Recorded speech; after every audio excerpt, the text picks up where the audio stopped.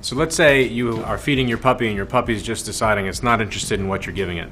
There are a lot of reasons that could happen. It could just be preference. Sometimes the dog's just not interested in what you're feeding it. And other times, the pieces of kibble are just a little too big for a small dog whose teeth and mouth are so small that it could actually be a little uncomfortable. There are a few things to give a try. If you have a little guy like this and you're giving it a hard piece of kibble, I would soak it in some water to soften it up a little bit.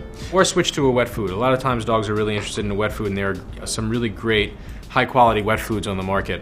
Traditionally, we thought that wet food was not as good as dry kibble, or that it wasn't as healthy or not as good for the dog's teeth. It's just not necessarily true. Hard food can actually sit on the gum line after they chew it and can cause damage to the teeth also. So if you are doing a dry kibble, you can mix in a little wet food or just switch to wet food altogether and see if that changes the dog's motivation to eat the food. You can also pour a little chicken broth over it. Adding human food to a dog's kibble is not the end of the world as long as you're not doing it from the table, so the dog is now waiting for you to do something spectacular to the food. It can just be part of the regular food preparation.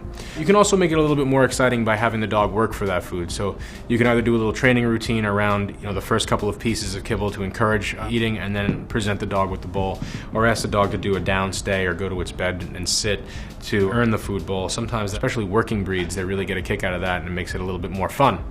But it's usually a preference, just the food is just not palatable for the dog, so you may need to mix it up and try things out. You can actually go to a local mom and pop shop and see if they have any samples for you to try out and see if the dog is interested in it. But don't be afraid of wet food. Puppies tend to really enjoy the taste and consistency of the wet food. It can be just as healthy as the dry. Try some of these suggestions to encourage your puppy to eat.